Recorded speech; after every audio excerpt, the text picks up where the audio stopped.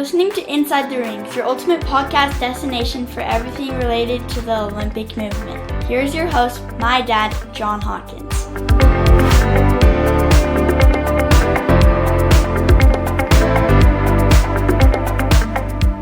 Hey everybody, welcome back to Inside the Rings, the podcast where we explore the people, the passion, and the purpose behind the Olympic and Paralympic movements.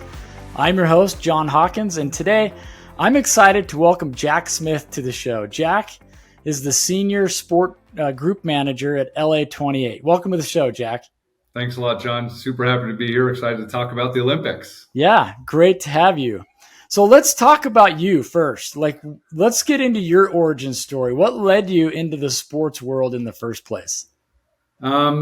It's something I've loved my whole life. I grew up in Boise, Idaho, played sports in high school, but I also I was the PA announcer for my high school football team. Cool. And we played so Boise High plays at Boise State's Blue Field. So I got, Friday nights I got to go and announce at Bronco Stadium, one of the worst high school football teams in the state. We lost every single game of my entire high school career.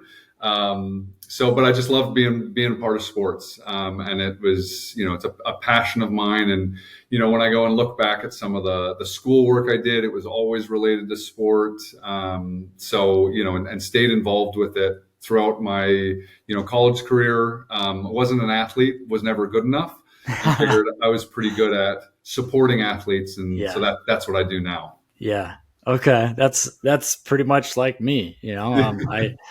I wasn't good enough to play in college. I did play in high school, but that was the end of it. So let me ask you this. Did you have a defining moment or a mentor early in your career that shifted your path toward elite sport management?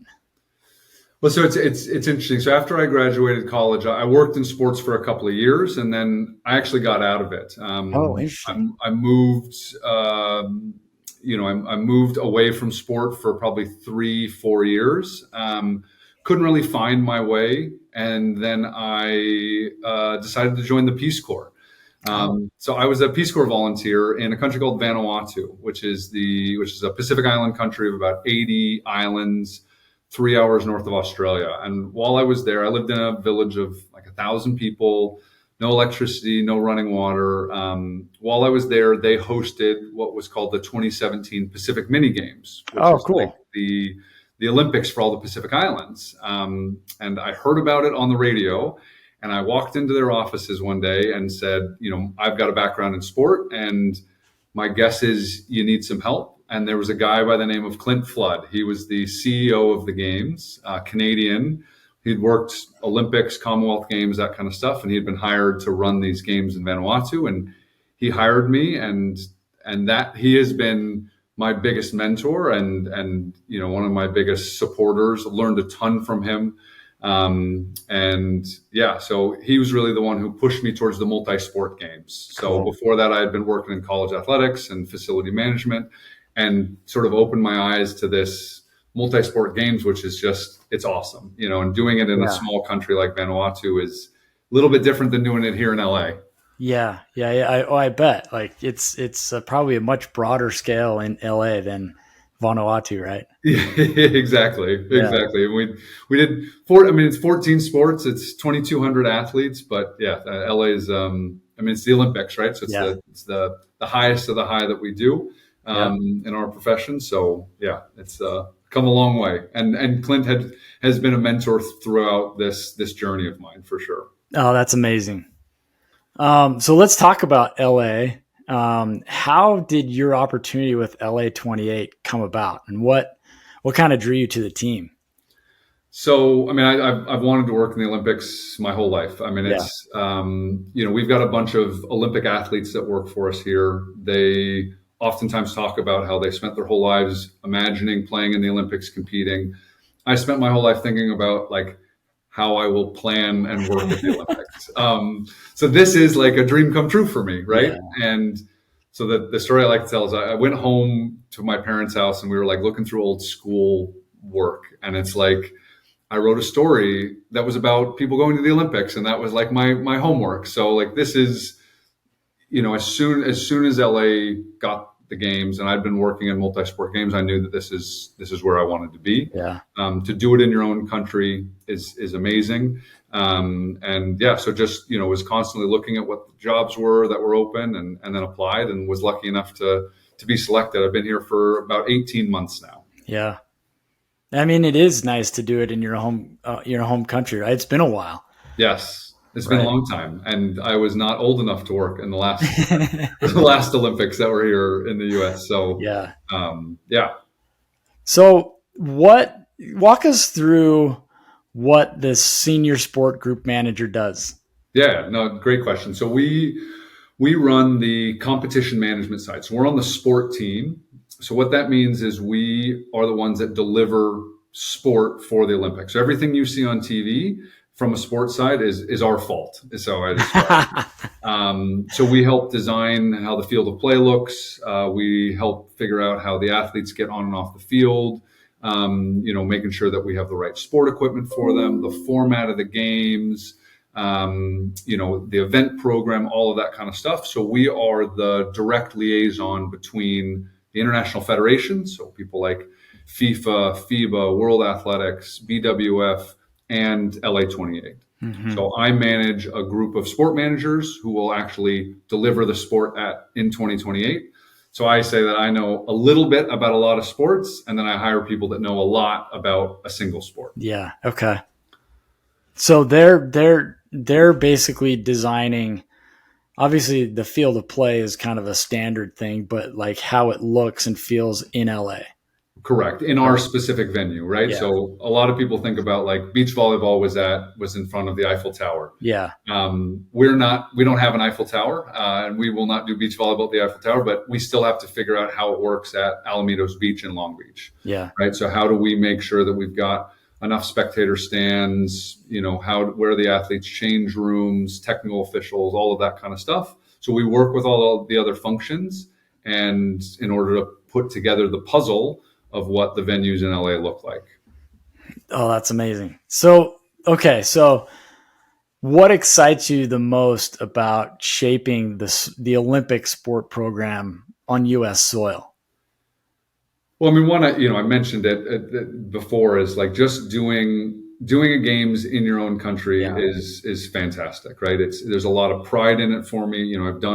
This is my fifth games, but my first Olympics. So, having done games in Australia and, World Cup in Qatar and things like that, like it's great and I love it. And, the adrenaline rush of it is why we chase these kinds of things. But, doing it in the U.S. just has a special meaning. I never thought I'd live in LA, kid from Boise, Idaho, come to the big city kind of thing. But it's an amazing city. It's super diverse, and, we're going to put on an amazing show for the world. Yeah. Let's talk about the sport program for a second, right? Yeah. You got a pretty unique lineup of sport in LA28. Obviously there's the standard sports, but there's a couple of sports that are new, or returning to LA, LA28. So, how are the sports selected? What does this edition of the games reflect about the future of the Olympics overall? Yeah, so we are the largest sport program in the history of the Olympics, mm-hmm. And it's not really close. We added, when the bid was done for 2020, so originally LA bid on 2024, but then those games were given to Paris, and then LA won the 2028. So we had part of our bid said these are the sports we're gonna put on, and here's the venues that they're going to be in. We then added what are called the 3 S's, so skateboarding, surfing, sport climbing. Those were added for Tokyo. And then we've added an additional 5 sports. Sports that weren't part of the program, all put together a bid for us and said, this is why we think we should be in the games. Here's what we bring. Here's the format we would use and all of that. So we've added, 2 pretty stereotypically American sports or traditionally American sports. So lacrosse and flag football. We've added and then the third one being sort of baseball, softball. That's a return sport that was competed in Tokyo. And then we've added squash, which is going to be, I think, a really, really good sport to watch. And I think it'll be a good introduction for people in the U.S. Because it's a bit like racquetball, but not at all like racquetball. Yeah, yeah. And then we added cricket. So, which is a really unique sport. It's coming back, right? It had been in the games 100 years ago, 120 years ago. So, we went through a whole process of determining, what sports should we add? We had a bunch of sports apply, and these were the 5 that our team decided on. So how does, educate our audience a little bit on that. Like, I think a lot of people have the understanding that the sports are set, right? And there's no change, there's no updates to them, but the IOC allows each host city to kind of select new sports, right? Or include new sports, right? How does that work? Correct. So there's a set of core sports that are, part of the bid that you put in with the IOC. And then each organizing committee has the ability to review the sport program and add sports and or disciplines to the program. So one of the things that we're also adding is we're adding coastal rowing. So it's this beach sprint where you start on the sand, you run to your boat, you paddle out, or you row out, and then you come back onto the sand. So it's still considered part of rowing, but we've added it as a discipline. So every organizing committee has the ability to do that, based upon their budget, the venues that they have, what sports they think are going to be popular. We look at broadcast data, we look at ticket sale through data, we look at popularity in order to figure out, what should we represent both to the world and for LA and the US. So I think, that was one of the defining things that really led us to things like lacrosse and flag football, is they're, very American sports, in a way, a platform for us to showcase them on.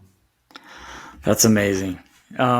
So let's talk about what I consider is sustainability, and not necessarily, environmental sustainability, but sustainability of the Olympics, right? We've got to reach out to the younger fans, urban communities, digital audiences in a way that is different and new and always changing. How is LA aiming to make sport, and the programs that you're offering more relevant to these younger fans? Yeah, so I think every sport is facing the same sort of dilemma. It's like, how do we reach a global audience, right? How do you reach a very diverse audience, both in terms of, geolocation, income, race, age, income inequality, like all of those things.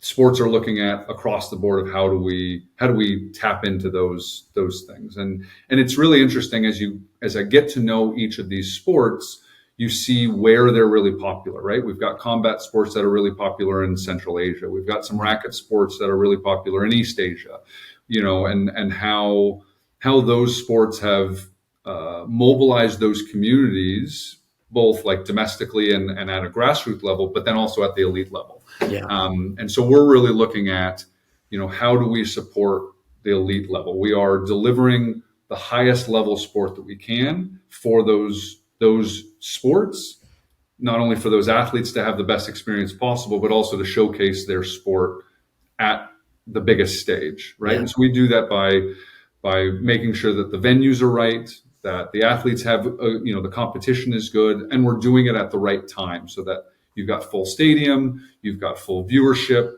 and all of that. LA's in this really weird time zone, sort of compared to the rest of the world. So, at 9 o'clock in the morning here, it's middle of the night in Asia, it's prime time in Europe, it's lunchtime on the East Coast. And so we've done a lot of work of trying to figure out where sports are popular in the world and build a schedule that reflects that, so that those fan bases can watch their sport at the most convenient time.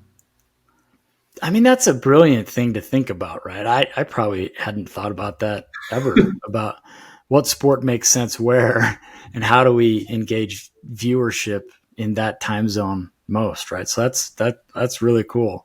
Yeah. And then the other thing for us is, LA has these incredible permanent venues, right? And how do we utilize existing facilities? And if you think about LA, since we put the bid in, you've built SoFi Stadium where the Rams and Chargers play. Yeah. They've built Intuit Dome where the Clippers play. There's been a bunch of upgrades and adjustments done to other venues in the city. So we've then had to shift sports from one venue to the other to make sure that we're showcasing the right one. And the big one for us, right, is swimming. Yeah. As we move swimming to SoFi Stadium, where we will build 2 temporary swimming pools and compete swimming. So similar to what they did at the USA Trials at Lucas Oil Stadium, but we'll do it at SoFi. That's incredible. Yeah.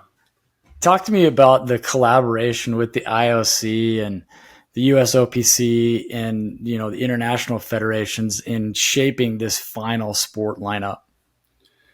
Yeah, I mean it's everybody's got a reason why their sport should be in it, right? Sure. Everybody thinks that their sport's the best, and for me, every sport is the best. I don't play favorites. I don't have a favorite or least favorite. So a lot of it is looking at it's revenue driven, like what sports we think we can sell tickets to, what sports we think people will watch, and what sports are popular. And then taking, advice from the IOC, and our team internally to make the decision that's best for LA28. Yeah. The soft legacy for us is we want every single one of those U.S. national governing bodies to be better off afterwards, right? Whether it's you've got more grassroots kids playing that sport, you've got a better workforce. You've got more technical officials that are certified to do the sport. You've got, athletes who've now competed at the elite level. How can we help those sports be better in the U.S. post 2028? That's not our primary job, right? Our primary job is to deliver the Olympics, but that's a soft legacy that we want to leave from the sports side to make sure that, all the federations here or the national governing bodies are better off. And that, when I worked in the Pacific, that was a really big thing for us is using the games to help the national federations have better infrastructure, have better administration, have better technical officials and things like that. And I want to take that and bring that here, knowing that there's only so much we can do. Right. But, we will utilize them to help us promote the sports as well. Yeah.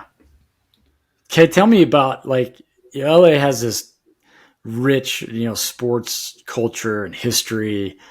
Were there any local, let's say, influences or public sentiments, I guess, that helped shape decisions about which sports go where? So, LA is an incredible sports city. Yeah. I think I was not expecting that when I moved here. Pro sports are huge, right? Dodgers won the World Series last year. Galaxy won the MLS Commissioner's Cup. Lakers are the Lakers. Yeah.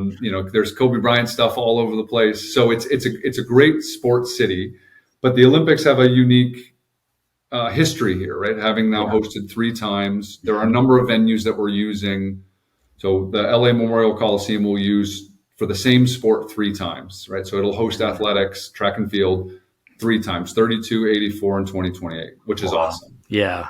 We're gonna do canoe and rowing sprint at Marine Stadium in Long Beach, which was built specifically for the 1932 Olympics. Wow. So that's a great story because when you go there, it is totally different than when it was when it was built in 1932. Sure. It's a tough venue to operate, but it's an awesome story. And then we're using the Rose Bowl, right, which is the granddaddy of them all, so to speak. Right.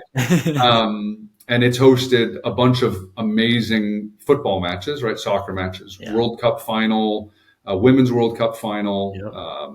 It hosted Club World Cup. It's hosted, and then American football. So we will host the football finals in the Rose Bowl here in 2028. So, those sort of three are the ones that come to mind right off the bat as like iconic venues. Sure.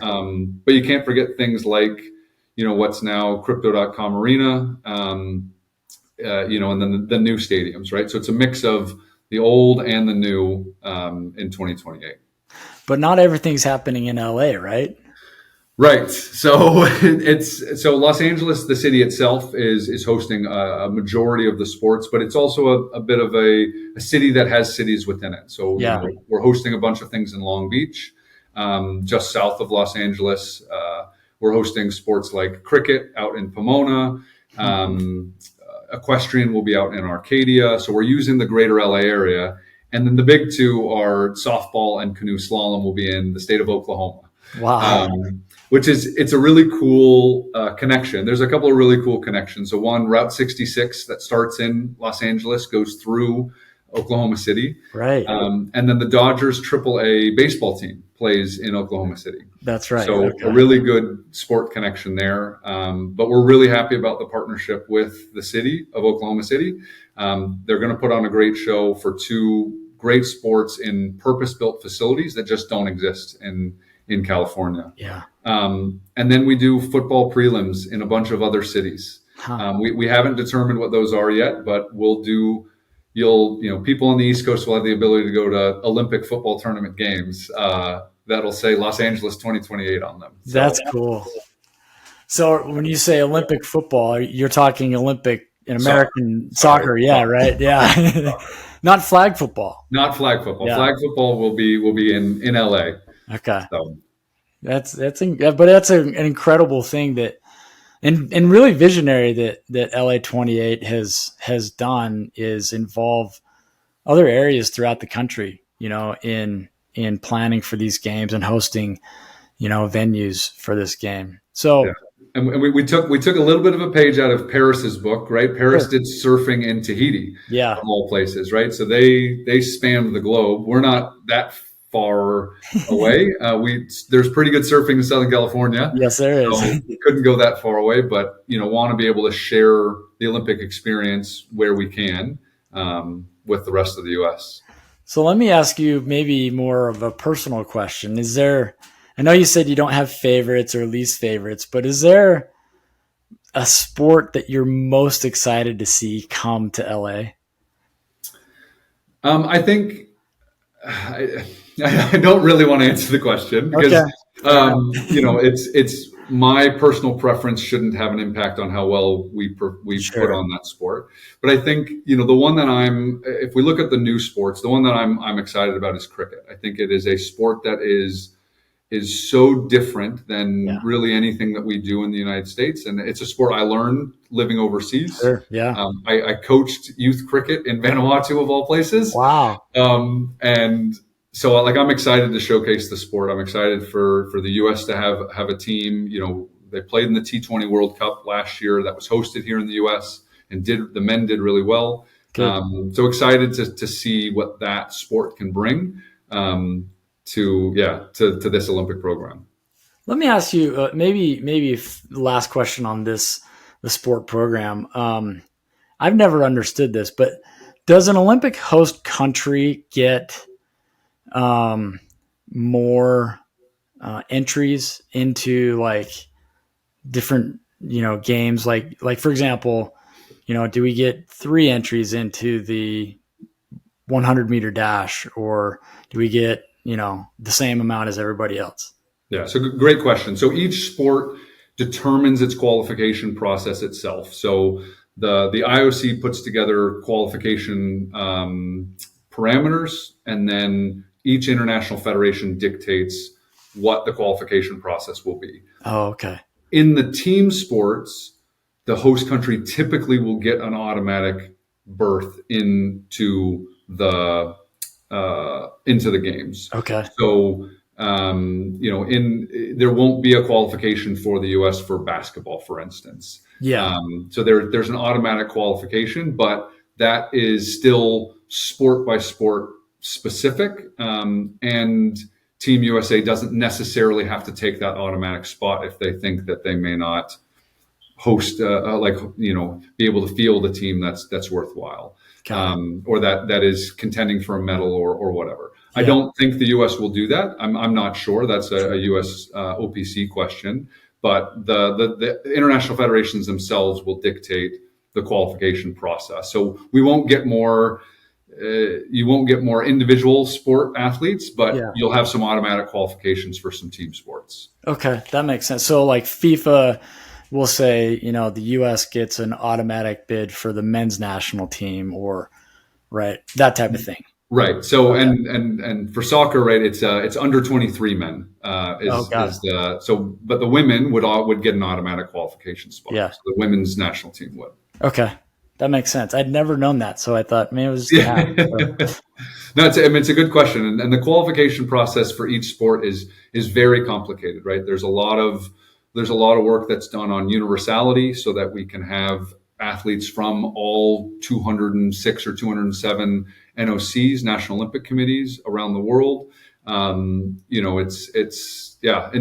hear some athletes in some sports say it's more difficult to make the Olympics than it is to win it sometimes, right? That like the best, the best 4 or 5 runners in the 100-meter hurdles might all be Americans, right? Yeah. And to win the USA trials and qualify for the Olympics, is more difficult potentially than the actual final in the Olympics. It's interesting. It is, the qualification is incredibly competitive, and it's why NBC broadcasts the USA track and field trials every year, because it's every 4 years, because it is also a really competitive meet. Yeah, no, I love watching that meet, actually, because it is a lot of fun, and it does help us introduce ourselves to the athletes that are going to participate in the Olympics. Right? Exactly. So, interesting. Okay. So a few minutes ago, you talked about kind of the legacy and the blueprint that LA28 wants to leave. What kind of legacy does the sport program aim to leave, specifically for athletes or the communities that are involved, or even, overall as in the Olympic movement itself? Yeah, I think, we want to showcase as many sports as possible. And, we're not necessarily looking ahead to Brisbane or to the Olympics that are after that. But we know that the federations that we're working with are looking towards that, right? So what are some of the ways that we can progress the sport on the Olympic side, whether it's use of technology, whether it's use of unique broadcast elements or sport presentation, and how do we elevate it now, and then Brisbane can take it a little bit step further, and the next games can take it a little bit further. So we want to push the envelope where we can.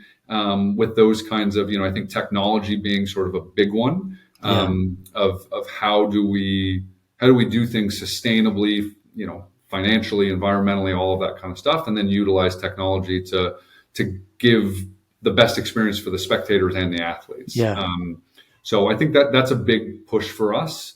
And then, we talked about the legacy in the U.S., right? It's just like having more people with more experience to run events, to be excited about the sports and deliver it in their communities, because more people play, soccer on Saturdays than will ever compete in the Olympics. So those are the kinds of athletes that we want to keep in mind when putting together this program.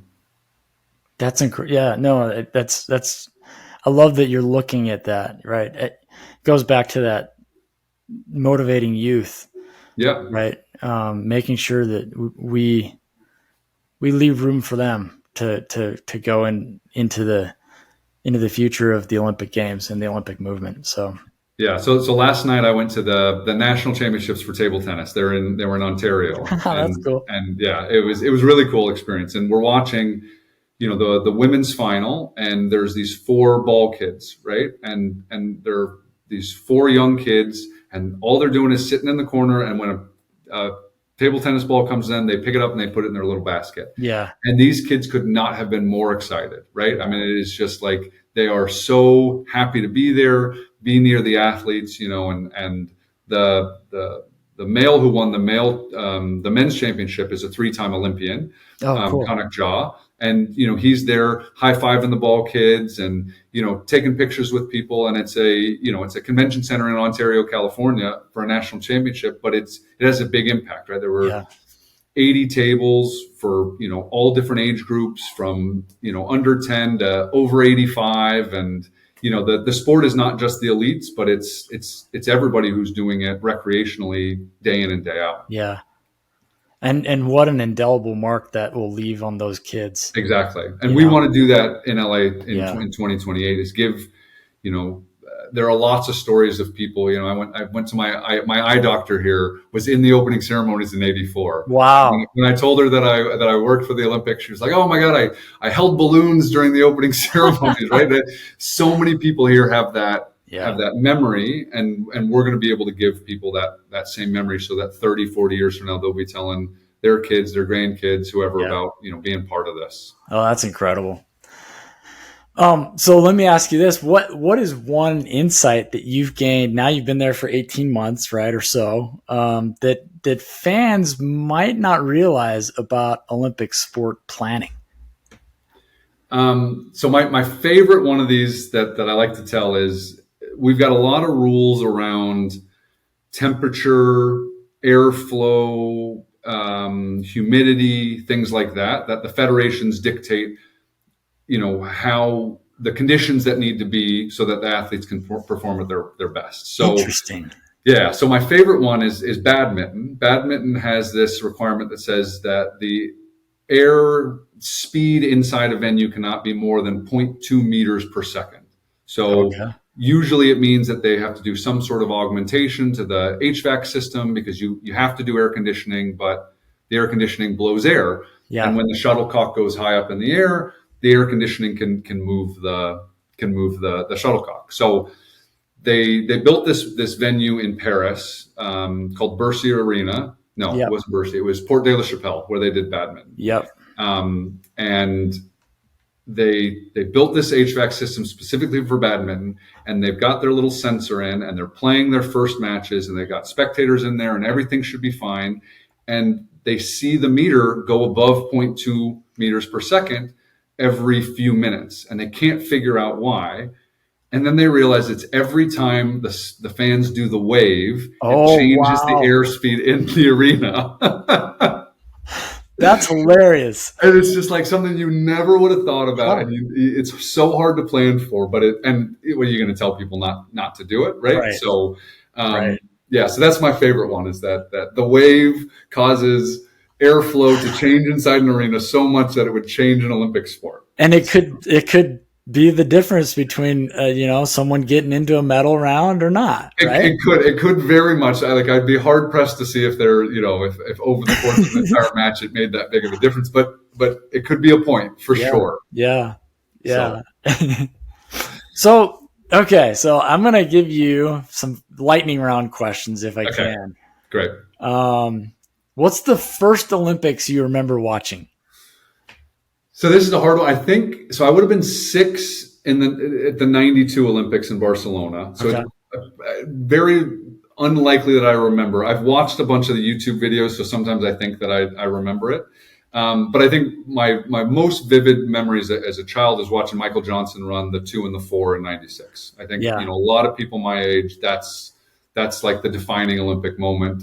It was incredible. Golden shoes. It's gold shoes, yeah. So I think that's really my first one I remember watching. And then I remember pretty vividly watching a lot of Sydney. It was on at sort of middle of the day. I remember watching like the Czech water polo team at like 2:00 in the afternoon on a Thursday. So I definitely Sydney, watched a lot of that. But Michael Johnson, that's definitely the first one. Memory. So I was a senior in high school in '96, and we had a member of our football team that was the 400 state record holder. So nice. We watched it with him, awesome. And it was incredible. So I remember that one. What's the most underrated Olympic sport? Oh, underrated. And you get to define underrated. So I'll probably say modern pentathlon.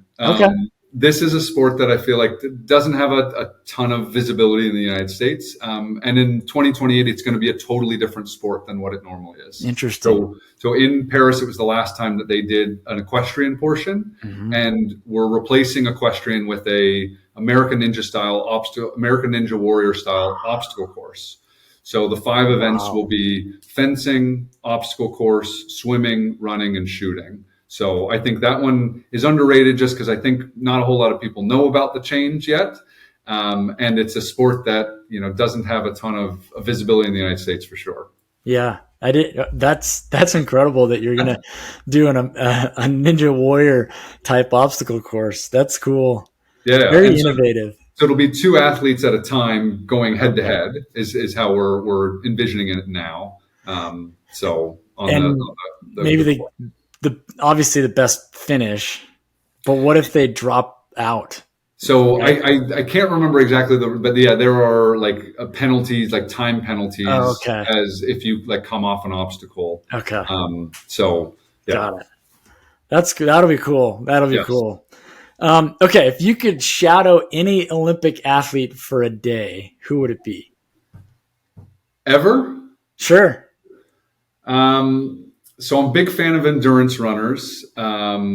So probably would have been like a Paavo Nurmi who won the 5,000 in Helsinki. Yeah.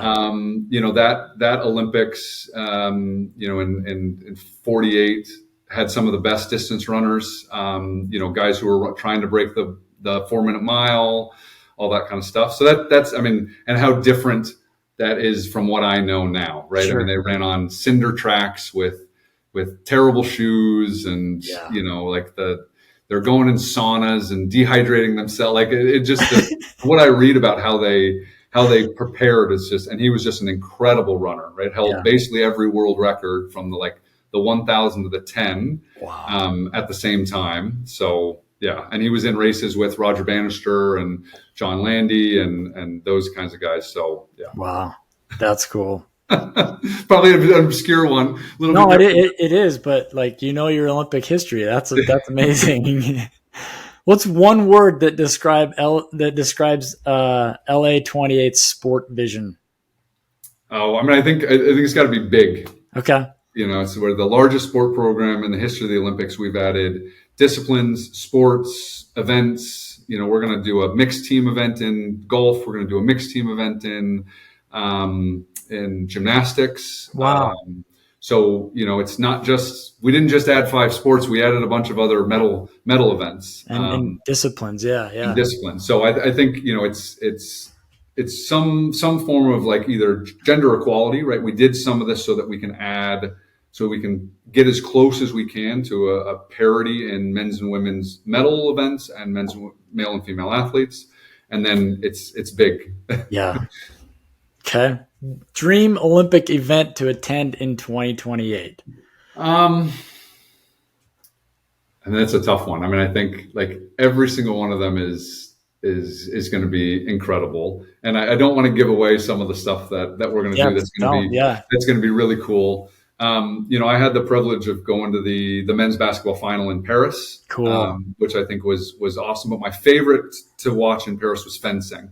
Fencing was in Grand Palais, and I sat and watched fencing for 6 hours. And so I'm not sure that fencing would be the one that I would want to watch in LA, but I think that to me was something I didn't expect.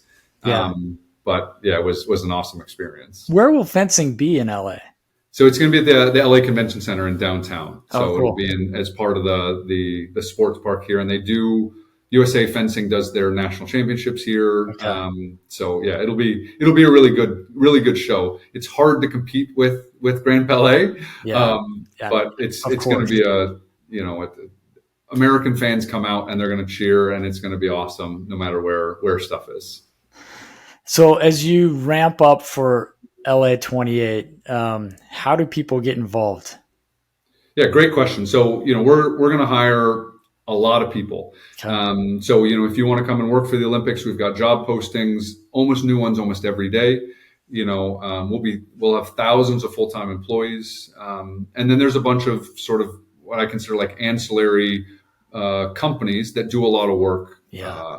Things like On Location does a lot of our hospitality stuff. Some of our big sponsors, Coke, Visa, Delta, they'll all have needs for people to come and work if you want to be part of the Olympics in that capacity.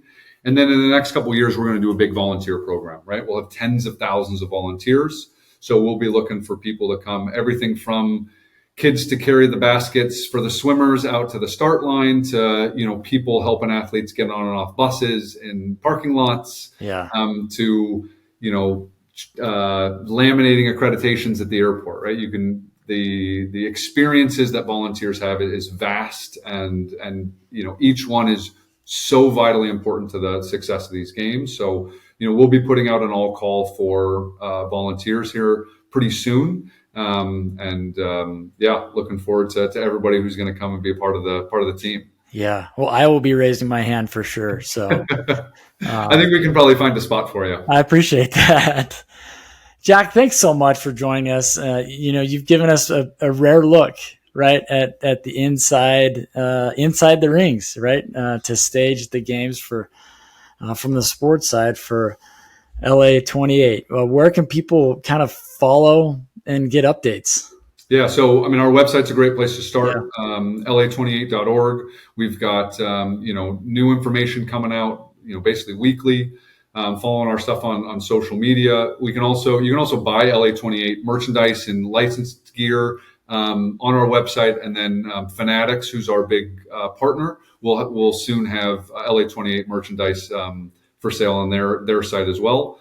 And then if you're looking for jobs, right, LinkedIn's one of the best places to look for jobs at LA28 and stuff that's sort of LA28 adjacent. Awesome. Jack, thanks again. This has been a lot of fun.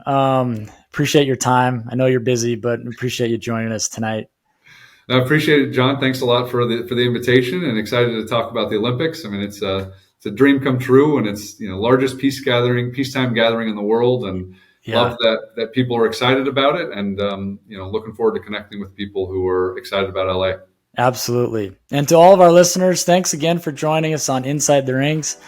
Don't forget to subscribe, rate, and share the show. And until next time, keep chasing excellence. Thanks a lot.